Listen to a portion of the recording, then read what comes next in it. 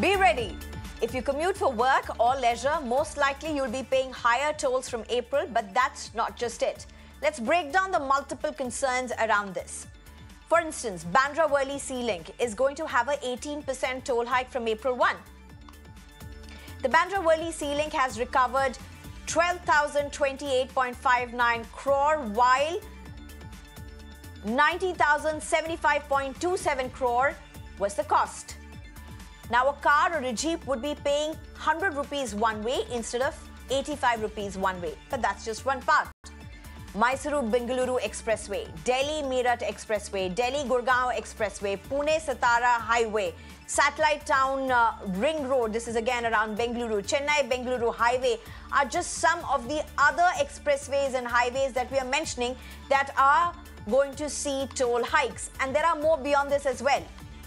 But first, let's just listen in to residents, particularly from Mumbai, of how they are reacting to this 18% toll hike for Bandra-Worli Sea Link.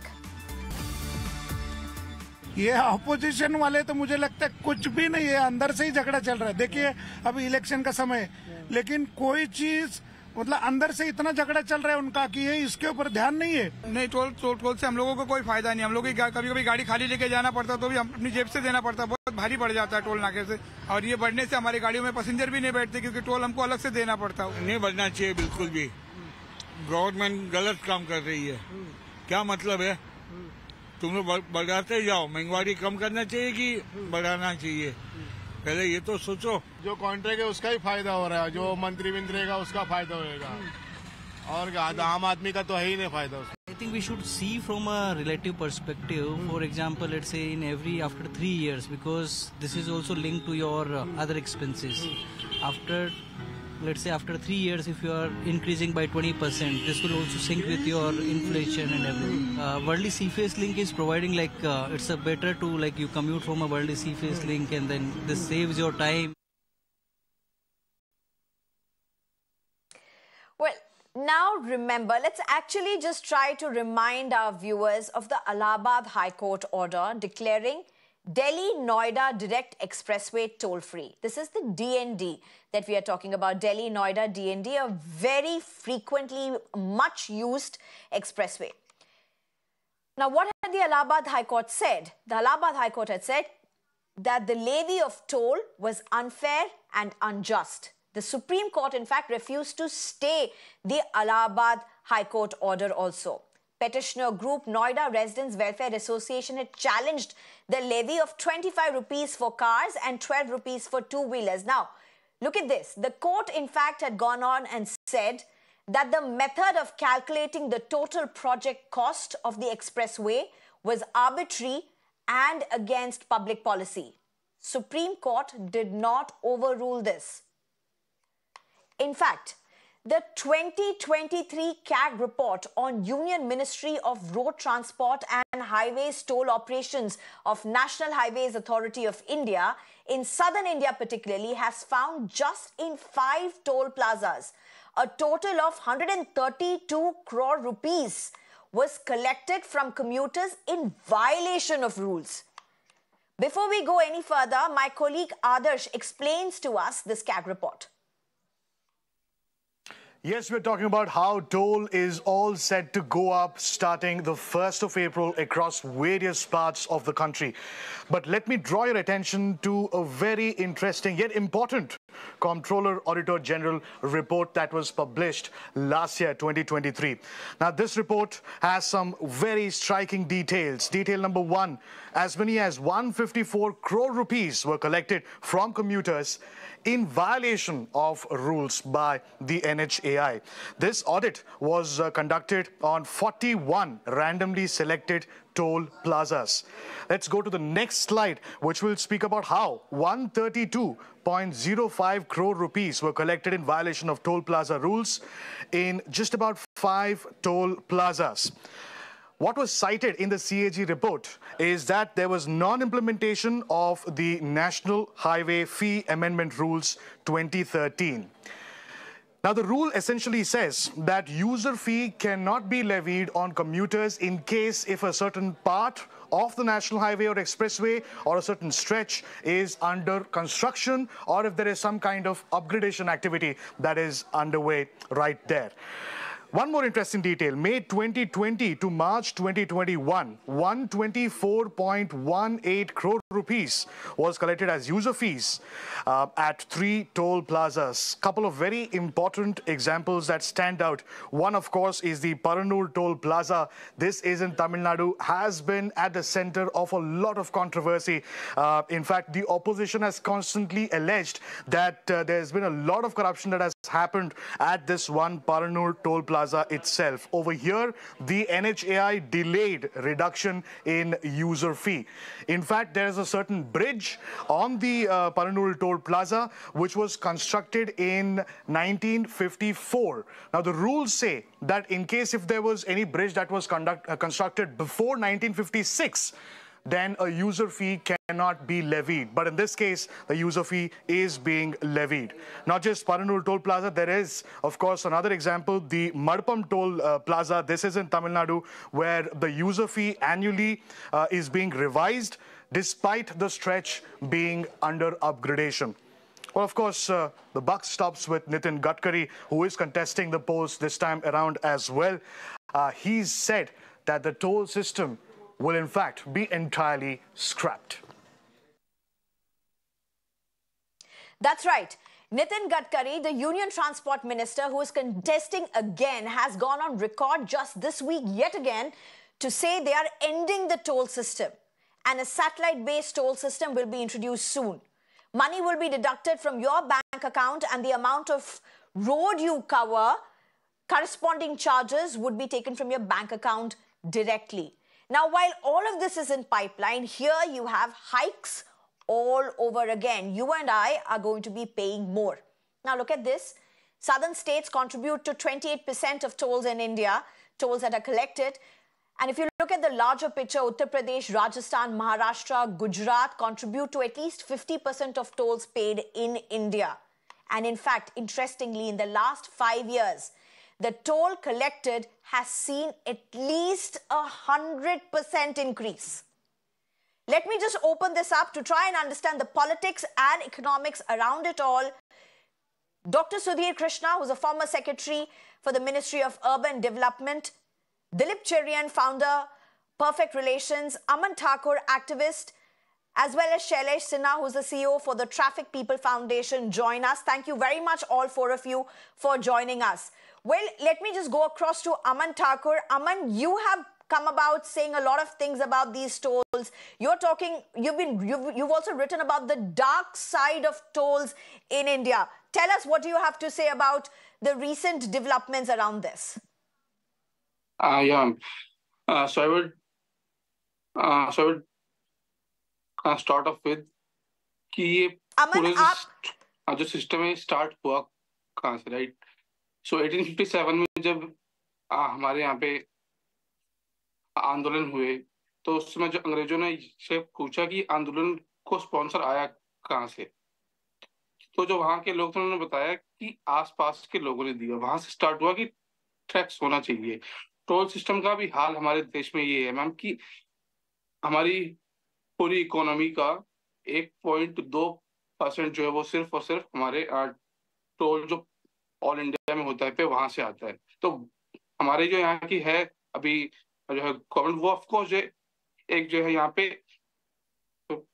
उन लोगों के लिए एक जो बहुत ही अच्छी अपॉर्चुनिटी है यहाँ से आम लोगों से जो है वसूल करने के लिए जी पैसे।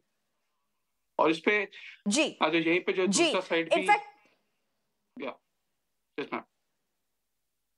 जी अमन, मैं आपके पास वापस आती हूँ। Doctor Sudhir Krishna, do you want to explain about this whole aspect that we are trying to understand here?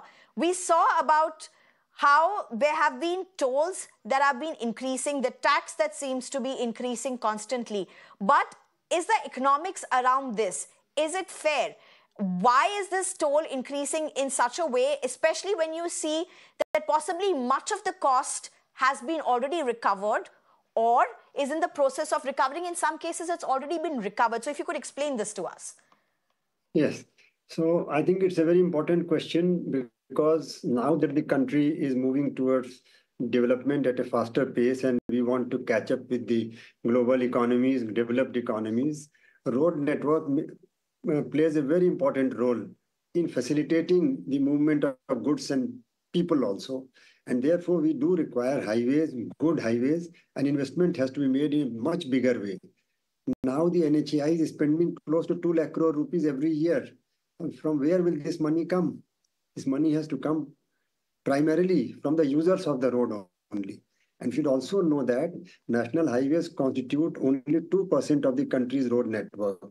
And therefore, investing huge amount on national highways, money on the national highways will require recovery of the cost so that the money meant for road sector, for rural roads, for the roads in the districts and so on, which are the largest, very large segment of the road network, do not get deprived of the funds. So tolling the national highways is highly justified to make the roads, these national highways, financially viable. But you have raised a very important question as to how much the toll should be and whether the toll can be increased. The rules are very clear. As early as 2013, January, the Ministry of Road Transport had issued a very clear guideline that annual balance sheet of the highway projects has to be prepared. And the balance sheet will have on the expenditure side, the capital cost of different type, including the land acquisition cost and the road development cost and so many other costs, whatever is invested on the road, that cost on one side, and from the toll and other, whatever ways that they can recover the cost, and the two have to balance. It has to balance, and maintenance charges also are part of the expenditure. Every year, the balance sheet has to be published. So this balance sheet will show that no excess collection is made. So if we have to criticize the C&AG may be justified if the balance sheet is not properly prepared. But that may not be the case in every case. Here and there may be exception. But by and large, there are no serious allegations of large scale, wrong in the balance sheets, and the tolls are mathematically calculated and published. The rules also provide that once the capital cost is fully recovered, the authorities, whosoever is operating the road. So let me just come back to you, sir. Let me just get in the introductory remarks from others as well. Let me just come to you, sir. Sure. Dilip Cherian, how do you respond to this? One, Dr. Sudhir Krishna saying that, listen, the money needs to be received, recovered, or taken, collected from people who are using the roads. It's the citizens who have to bear it. So it is justified. And secondly, about the CAG report, the reference that we brought in about how there was over 130 crore rupees that were collected as tolls just from 5 toll plazas in southern India, as complete violation of rules, are just aberrations. How do you look at this? Sneha, there are two aspects to this. One is ethics and the other is economics. The ethics part of it has to take into account, are we charging too much for those who are users of the road? There is no getting away from the fact that the users are the ones who have to pay. The second thing is, do we need to stop collecting tolls the moment you've made up the money on a particular stretch? How does government get the money to invest in new stretches or stretches where traffic is yet to build up? Because the idea is that these 2% or 4% of national highways should not eat up the entire budget of the road transport ministry. That's the ethics part of it. On the economics part of it, I think there are huge numbers of studies globally as to what is the appropriate fee to charge. Levying a toll is actually a fairly well-recognized science today. I think the guesswork needs to come out of it. And I think also many of these toll hikes are a recognition of the real rates of inflation which are happening in the country, which may or may not find its expression in other forms of media.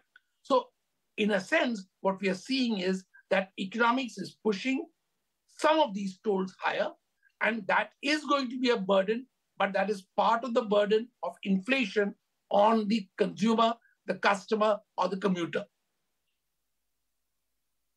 Okay. Shailesh Sinha, if I can come to you. So you may call it like Dilip Cherian is saying, part of it goes to inflation. Fair enough. Even the NHAI does an annual review based on the basket of commodities, based on inflation, to decide on how much the toll tax needs to change. But when you look at how people's salaries are changing, and I'm not talking about just those who can really afford, because not everybody who are taking these expressways, highways are people who come from, very affluent backgrounds. 100 rupees one way is a lot. Even if you are using the Bandra-Worli Sea Link for convenience, where travel is a huge Herculean task, 100 rupees per way is a lot, and not many. It's not going to come easy for many people. It will pinch the pockets.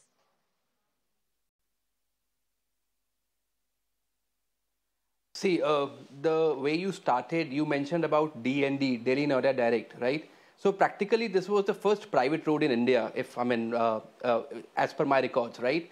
And the day it started taking toll, and when the piling up of vehicles started happening there, people were not happy that they were paying toll also, and they were waiting for hours to just clear that road stretch, right? So the point is then it was brought into picture that yes, if the production cost of that DND has been taken, by the developer, now the toll should be relaxed for the commuters, and the highways and the gates should be open for all. Nobody should be stopped there. Number one. Number two, what and how this developer company which made the highway DND compensate on their revenue part, they put across approximately 70 to 75 hoardings, billboards, and outdoor boards which advertise. They charge from those advertisers from there, right? So their cost is something which needs to be recovered still, because it was a business model the way they started. Same way what is happening at NHAI. Yes, you mentioned about Bandra-Worli Sea Link. If understand the total stretch, if the link is not there, then Mahim, Prabhadevi and Dadar, I guess, these stretches are so jam-packed that people end up spending more on fuel than spending on the toll. Understand, we also need to see the economics of petrol, fuel and the toll what we are paying, right? So if that is balanced, that I don't think the toll is on a higher side. And second of all, the toll is for your convenience, right? The roads are to be well maintained. The convenience of the driving pleasure has to be there, right? And the more the toll would be, the more conscious the driver would be, in a way that you said that 150 crores of challans were, levied on the unethical drivers. That's also a very good part of it. But my suggestion to the government through your channel is start using marketing, tools to compensate their production cost rather than putting all on the commuter, because one day, the day he buys his vehicle or the car, he pays road tax, and the second part is toll tax. There's a difference between toll tax and road tax, but still the commuter has to also be compensated by NHAI is taking more on advertising part by the holdings, because they are putting so much of money in social media. Okay, let me just take this to Dr. Sudhir. I think he's a great person to respond to this. Yeah. Okay, Dr. Sudhir, you've heard this. A valid point here being raised. Can the burden of bearing this cost be diversified? Can this be taken in a very different form? I mean, at the end of the day, sir, today to even buy a bike or a car, we may have BMWs and Porsches on our roads, but that's one side of the story. For an ordinary person to even buy a car is still a dream in many parts.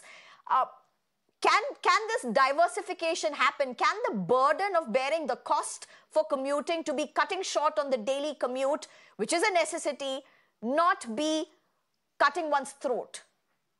Actually, there are many benefits which are intentional benefits of tolling a city road. We're talking about a city road now, national highways on one side. Tolling city roads is used globally as a means of traffic management. The stretches where you don't want traffic congestion or you want to reduce traffic congestion, you develop an elevated road or some other means of good road where you can drive faster, but you pay toll. So people who value their time more and are willing to spend a small amount for that, which will meet the cost of the road, are permitted to use that highway. And it works out very well for them. As the previous panelist has said, that you save on fuel and you save on time. And for that, you pay in the form of a toll tax. It works out very well for those who pay, and it reduces the congestion on the other roads. So others who are using the non-toll road get a better space to drive. So that is one. Secondly, the city toll roads encourage people. You are mentioning, we are often talking of people who are of lower economic means. So the tolling encourages people to use the public transportation system. Buses should ply on these city roads, which will reduce the financial burden on those who cannot pay toll. Thirdly, those who are using of lesser means or whatever means, you are using the toll roads regularly, are given monthly passes, which do not multiply by 30 for the month as a whole. They are much lower price, so you get a lot of concession. Okay. So that is another benefit which is available. So all in all, city toll roads are globally, these are very popular and people are paying. And in spite of that, if people want to, use free toll road, how will the government manage the whole show? The cities require money. There is hardly a scope for toll road to be generating surplus revenue. Because as I mentioned before, the rules mandate publication of the annual balance sheet at the end of 31st March each year. There is a small problem, I think. It is lack of communication from those who are managing toll roads and those who are using, as far as the financing part is concerned. Their balance sheet should be properly published, and the details should be shown as to how cost is coming. Even when the cost is recovered for capital side, rules permit that. Reduced cost up to 40% should be reduced for maintenance purposes, because road cannot be operated without proper maintenance and investment. Particularly if they are big roads, then they have to. So therefore, rules permit that also. Reduce. Okay, last one. Let me just go across to Dilip Cherian. Dilip Cherian, do you want to take this quickly?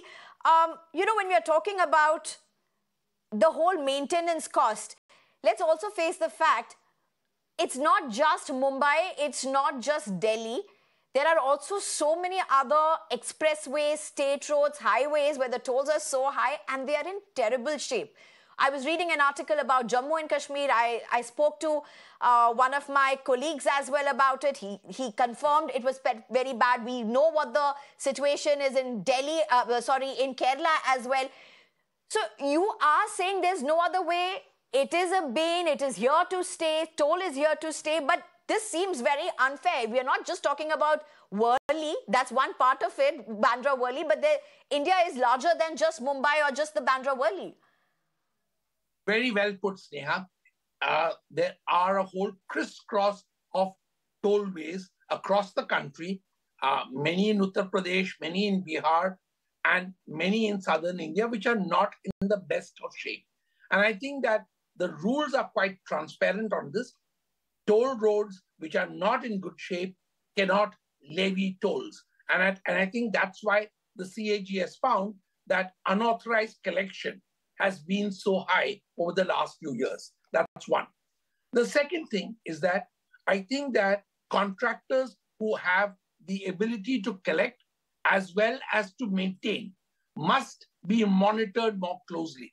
And I think the Ministry of Highways is actually getting closer to this, because the moment you're going to do satellite recording of how much a particular user has traversed on a highway, the quality of the highway is also going to be monitored by similar methods. So let's hope that the ministry understands what it's doing and moves, in a sense, to highways 2.0 rather than being stuck in some antediluvian status where you charge a toll, but you provide virtually no service. Right. And it's also interesting what Nitin Gadkari has said, at least what he's proposed, what he seems to be promising, that you're going to be charged for only the extent of the road that you're going to be used. It's going to be a satellite-based service. We don't have details of this. We'll have to wait and watch whether Nitin Gadkari and the BJP comes back to power, but that's for another time. Thank you very much, Dr. Sudhir Krishna, Dilip Cherian, as well as Shailesh Sinha for joining us. Unfortunately, what it seems right now is these tolls are going nowhere. Perhaps we may just have a better way of levying and collecting these tolls. and better roads, highways and expressways to commute. Thank you very much for joining us.